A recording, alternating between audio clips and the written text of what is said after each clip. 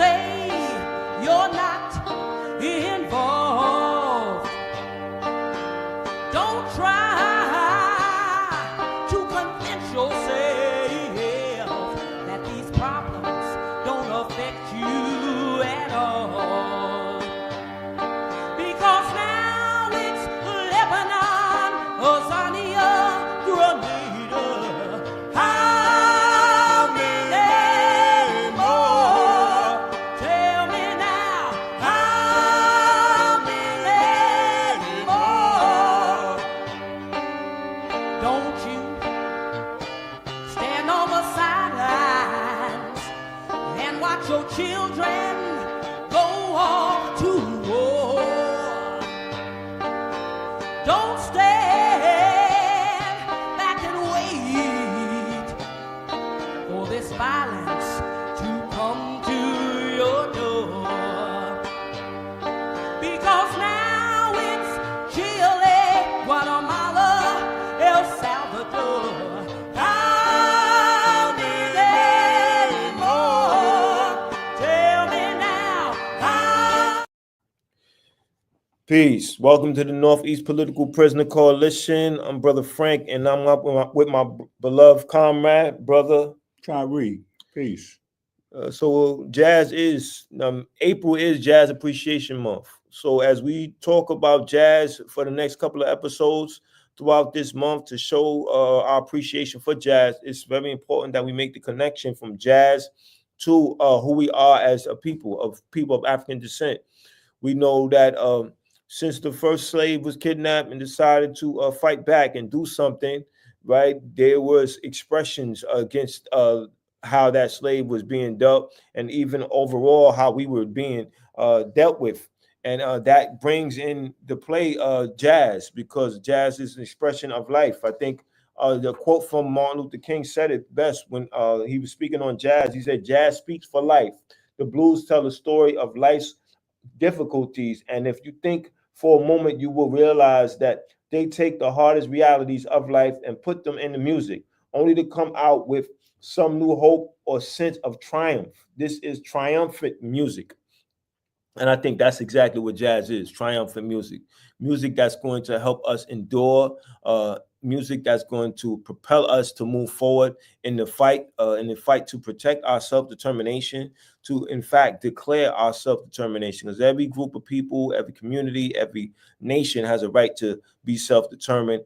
And that doesn't happen automatically. That doesn't happen because somebody feels sorry for you. That happens because you are making a commitment to being organized, making a commitment to committing yourself to organized action, and letting people know that you know what needs to be done, and you know that you're going to be very serious about the business of fighting for your self-determination. I just wanted to give you some information on the history of jazz. If you can see it right now, cool, read it. And if you can't, it's just about us knowing what needs to be done, knowing that when we were going through our trials and tribulations, as we still are, our culture is manifested in various ways. And one of those ways is jazz. And so that history of jazz was about us reflecting a time period. And brother, I know you're a historian, you know about our history, and you document that very well. In the 60s, that time period, there was a album or a song rather, The Creator Has a Master Plan. And a lot of revolutionaries said that was inspirational to them. That was a revolutionary anthem. How did you deal with that?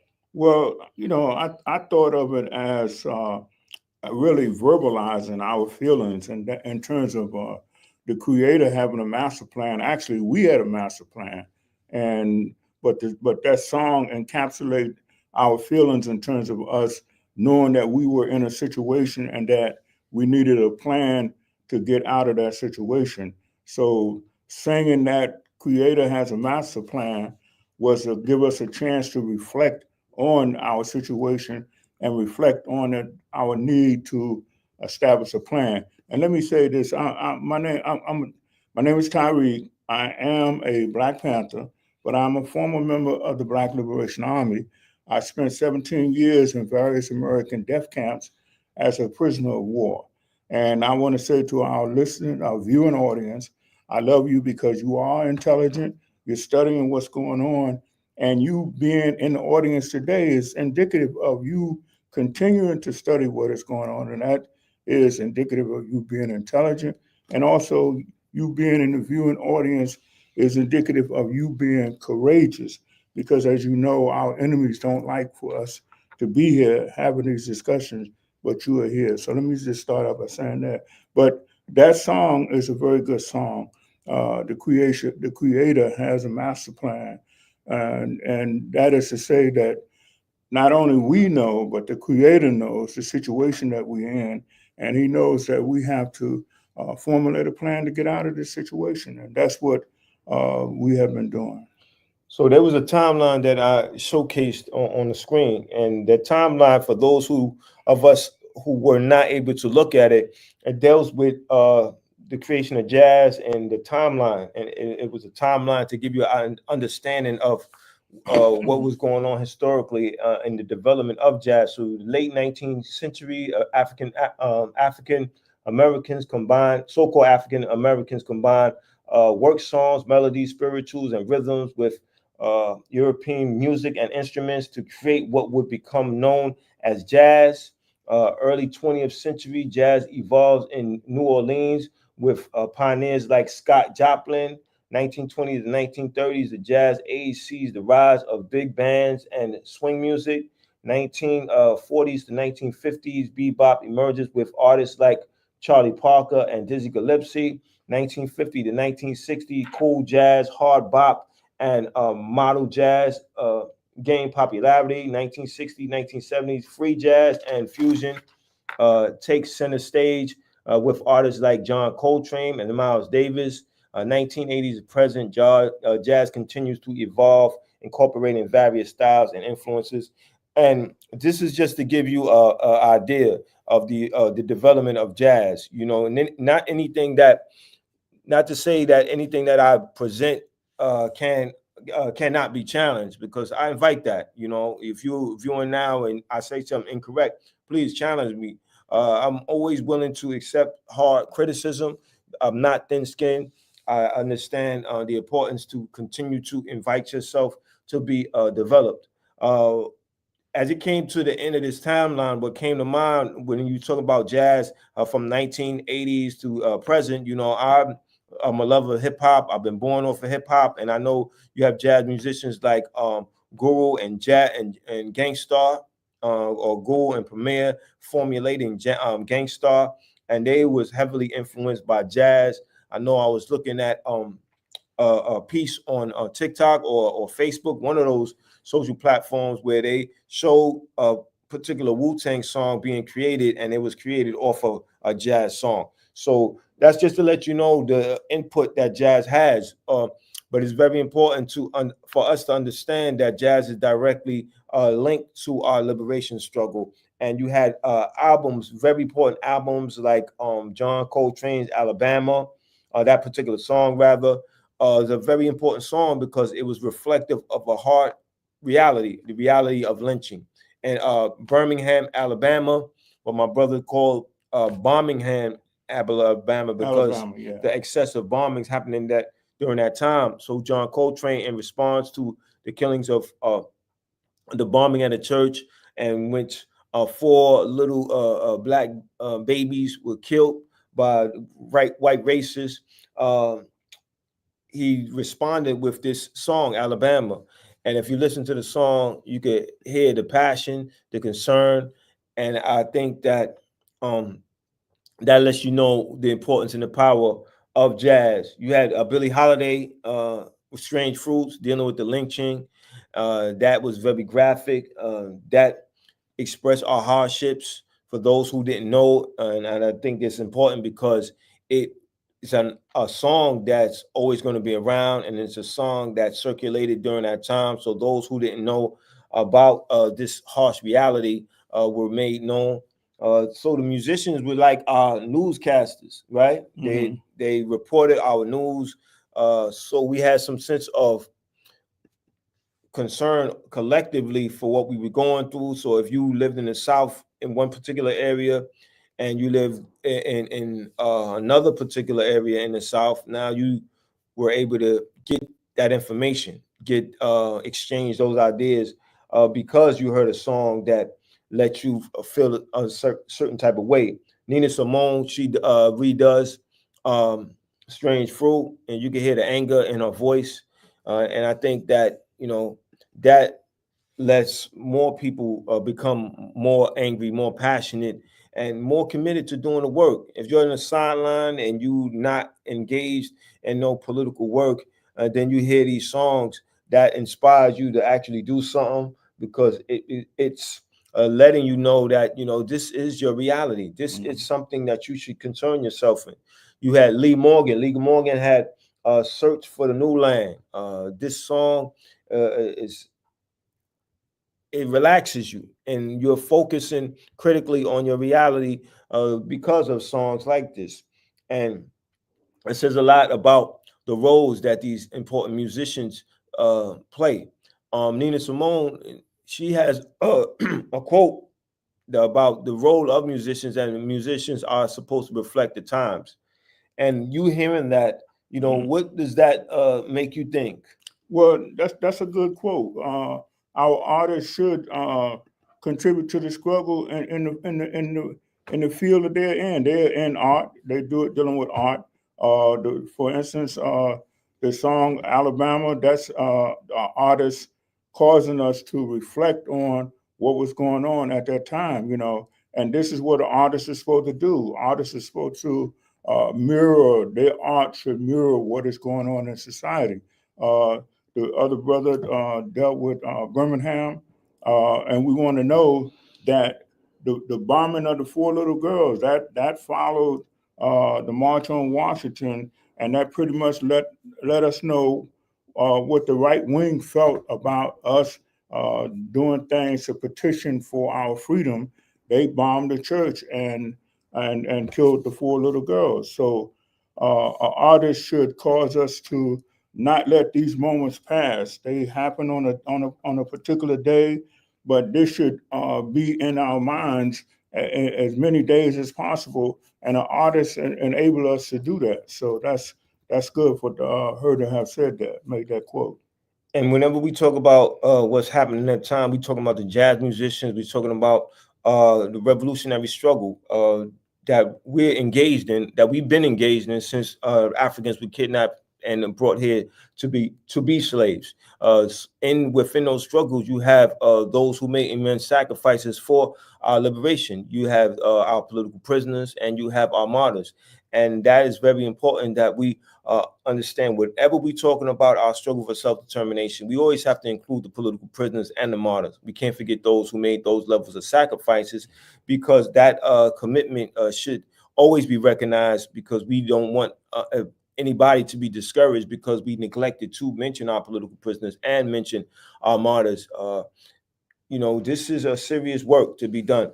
One album that when I did research on, I was very impressed by. I heard some songs before, but in its entirety, I have to sit down and listen to the entire album. It's called We Insist, Freedom Now Sweet, and that's by Max Roach. It came out in 1960, and in this album, he deals with the slavery. He got a song that covers slavery. He got a song that covers civil rights, and he have a song that deals with apartheid. He's being accountable. And you think about this particular time, 1960 was going on. The emergence of the Black Panther Party was in the 60s. And so the artist is actually giving those who are on the front line inspiration to fight harder and stronger. I know that if I had been born a little earlier and I was of age to be independent, then that definitely would have been something that would have had me more influence to be a part of some organized action, because I knew that's the only way that change would be possible. And when I met Max Roach, he impressed me as being a fight back person, so that its music reflect how the kind of person that he was. He was in the struggle. He was fighting back, and he created his music to say that he was fighting back, and he created the music to say that this particular moment, we insist we should pay attention to that, and we should have that reverberate through our consciousness as we go along. So Max Roach, his music is reflective of him being a fight back person. So he was a good brother. Yes. Yeah, so he knew his role, he was aware of his role, and he played his role, and he was very serious about playing that role. And I know you having a personal experience with him and sharing that experience lets us know that those people were just like us. They wanted to take a position. They knew seriously about what needed to be done. I think that Max Roach today would write a song or conduct a piece on our current situation, and all of those pieces that are conducted are dealing with our martyrs and political prisoners, because they are directly linked. So whenever we hear a particular song like Alabama, we have to think about our political prisoners. We hear a song like Strange Fruit, we have to think about our political prisoners. And as you say, Max Roach would compose a piece to let us know that during these times, these are not times for us to break and run. We have been conducting ourselves up to this point pretty damn good. And so we should continue going forward the way we have been going. And I'm sure that if Max Roach were alive, he would create a song that would capture that, encapsulate that particular move, that we have to continue going forward. And if we go forward, we will win. So when we listen to those particular songs that I mentioned, right, because there's a whole body of work, and you start hearing certain titles. For instance, Joe Henderson's "Power to the People." That definitely was a theme of that particular time, because it was made in 1969, and so the Black Panther Party is already active, is already organized, is providing free food to the community, and it's engaged in the war of ideas with its newspapers, and controlling our narrative in terms of how we should live and what we had the right to. So they're doing their work, and the jazz musician is doing their work by providing that soundtrack, right, to accountability. Yeah, Power to the People in 1969 was clearly to say that Black people had moved beyond the point of attempting to integrate into what King called the burning house. And so we are moving away from that and moving towards power to the people, having power in our own communities, having political power, having economic power, and controlling our schools and controlling everything else about ourselves. And that's what Power to the People conceptualized. And exactly. So just imagine that you're a Black Panther Party member, and you're conducting your business, and now you have somebody that's cheering you on. And I can just imagine the free concerts the concerts that were made by musicians to have fundraisers to support our political prisoners. I know that the Northeast Political Prisoner Coalition, we had Jazz for Justice, and those musicians, they participated, and they performed for free, and this was fundraisers for our work, and they played their role. And I know that wasn't new work that was being done, because it doesn't sound like it was new, rather. And I can only imagine that in the 60s that was being done, especially when you had Huey P. Newton in prison, and comrades trying to bring him home. That says a lot about the roles of these musicians and the importance. And that's why when we talk about jazz and its power and its importance, that's what we have to use today as we struggle to free our political prisoners. I'm always telling the audience, like, if you have a talent, use it to raise awareness about political prisoners. Mm-hmm. And what would you recommend that people with talents do?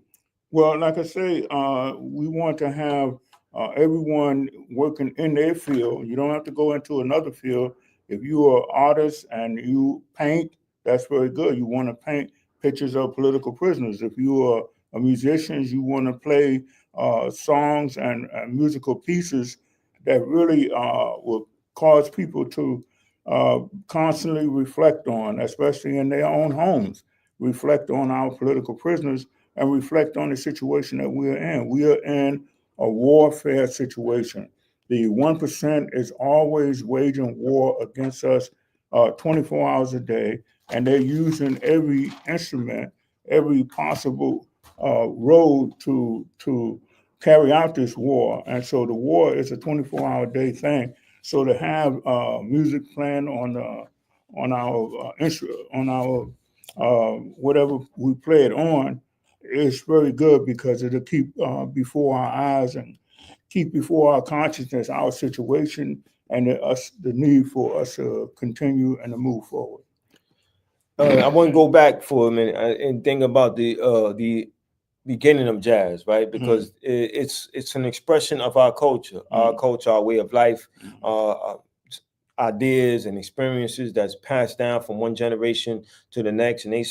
And according to my research, in New Orleans, there was an area that they called it Congo Square, and then later on it became, I think, Duke Ellington Square, if I'm not mistaken. And then now it allows us to understand that that's our tradition as people of African descent. We came together, we discussed what was happening, we discussed what we were going to do, and we carried that out. So in essence, that's exactly what jazz is doing, right? Jazz is using rhythms, using melodies to relay messages to each other, to let each other know this is what we have to do. It's a part of the propaganda, the war of ideas. And this is an idea of people of African descent. We won't tolerate being mistreated, and we're going to do something about it. And all those who are listening are forced internally to struggle with what they're going to do about it. So we encourage those who are listening to share. Please like, subscribe, and most importantly, get involved. The Northeast Political Prisoner is always looking for people.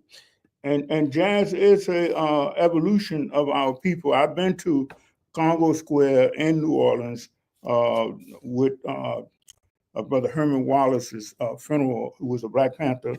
I went there. I didn't attend his funeral, but I went. They showed me where his funeral took place and they discussed with me what happened. But jazz is really indicative of how we have to be. Jazz is improvisation, and that's the way we have, and it's improvising. And improvisation is really an expression of freedom. You know, you're not following the script. You're making up things as you go along, and you're free to do that. And that's what jazz is all about. And that's what our people is about. And that's what the music had evolved into. It evolved into jazz. It evolved into freedom of expression. And that's what we are about. We're about being free and not having a colonizer dictating to us everything that we should do, everything that we should say. And jazz is that expression of that. So we're very thankful to have jazz and that people will have the instruments in hand to reflect that. Right. So one of the things that we have to be mindful of is that, you know, when it's something is ours and others from the outside come in and then they package it and selling it, they obviously take away from its essence. So, you know, even the word or the label jazz, you know, I know Randy Weston, I read his book and he said that he didn't call it jazz, he called it African rhythms. So that's just something that, you know, we have to be mindful of, but yet and still it's the essence of what we as a collective produce, that we understand it on a whole nother level. And that's exactly what jazz is to us. We understand it on a whole nother level. It's a part of our historical record. It allows us to know that there was a particular time when a particular song or melody was constructed, and that reflected what was happening at that time. And there was an organized response during that time. And we have to apply that to today. Like if there's a particular song that deals with our current reality, we need to be motivated to participate in organized action to rectify the situation. Because if we don't take that particular action, then the situation itself will continue. I know that that's exactly the mindset of political prisoners. Political prisoners recognize a problem and recognize a solution and know that they are part of the solution, and they are willing to put themselves on the front line. Jazz allows them to critically focus on what's happening, right? And that's very important, because you need to know that you have ammunition. You need to know that you have a support system. So Jazz is a support system to revolutionary, to freedom fighters, to those who are conscious about what's happening and willing to take organized action. And then For change. I think Nina Simone said, "Mississippi, goddamn." Yes, speak on Okay. that, brother. That's right, and that's what the colonizers wish to take us back to, that point where we will be saying Mississippi, goddamn, in New York and Canada or wherever we be at, so that we have to know that the solution to that is to get organized. And once we are organized, we can deal with every possible situation that they could place on us, and we won't individually be saying Mississippi, goddamn. We will be going to our brothers and sisters and letting them know what the situation that we are faced with, and then we can organize around that and we can deal with that. And so when the colonizer come at us in an organized fashion, we can return in kind with an organized response, and then we will not be crying out Mississippi, goddamn, as much as we did in the past. So, and Jazz enabled us to deal with that, to keep that concept in our minds and keep us reflecting on that and knowing that we have to build to win, and that building to win will enable us to win. Absolutely. And if you look at the construction, excuse me, of a particular jazz song, every instrument plays a role. It's timing, it's the mastery of sound, and it's you go into combat, right? If you deal with military science, right, everybody's playing a different position. Everybody knows their role. Everybody knows when to do what, and jazz teaches you that. It teaches you formation, it teaches you organization, to produce the objective that you are pleased with. And I think that as we listen to jazz and we utilize that in our lives as freedom fighters, we need to pay attention to each role that each instrument and each musician is playing, and know exactly what to do at what particular time. And as once you start having that discipline, then it's nothing that you can't do, and you directly link that to your organized action, and you produce an outcome that's in your favor. And all the individuals, as Frank was saying, all the individuals contribute to achieving the one objective, and all the individuals work as a team. And when called on, they do their part. And that's the way we have to move. We have to move as a team, and each has to do our part. And we are moving on one particular objective, and that is the science for going forward to win. Right. So when you look at what we're doing right now, right, we're having a discussion on jazz. We're having a discussion on jazz. This is utilized to do some work, around political prisoners. Write to a political prisoner. Use your talent to express the concerns about our political prisoners. This past weekend, I participated in a workshop. I just gave my comments, but there was other members of the organization, Northeast Political Prisoners, and how our allies all linked together, who put that together. And one of the things that I told those in attendance is that, make it a homework assignment to write to a political prisoner. Make it your responsibility to take the task a bit more serious, because that's exactly why you come together. So that applies to today with this particular episode. You watching this episode, we appreciate the likes, we appreciate the shares, but we want to invite you to be a part of the work of the Northeast Political Prisoner Coalition. The number is 347-679-3936. We could definitely use more support, more assistance in this matter. We can't let our political prisoners die in prison, we can't let them be forgotten. So with that being said, y'all know the call, free them all. You got any words you want to say before we end? Right. We want to know that our political prisoners responded to the situation that we are in. And many of our prisoners were set up because of the leadership role that they have been playing. And so we want to know that we are in a war and we have political prisoners as a result of the war. And it's not that our political prisoners are initiating all of these actions against the authorities, and the authorities are the victims of unprovoked attack. That's not the case.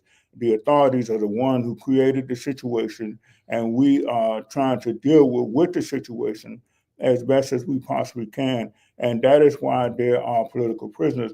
But many, if not all of the political prisoners are the leadership of the struggle, and that's why they are in the situation that they're in. And so we want to have that appreciation for them and know that they are the best amongst us.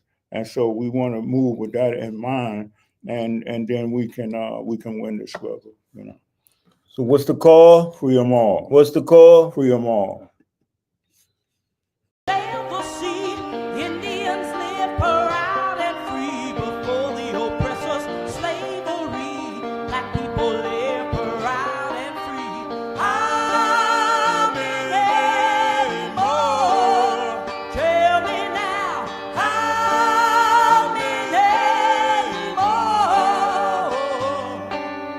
Don't you stand on the sidelines and say you're not involved. Don't try to convince yourself that these problems don't affect you at all. Because now it's Lebanon, Azania, Grenada. How many more? Tell me now, how many more? Don't you stand on the sidelines and watch your children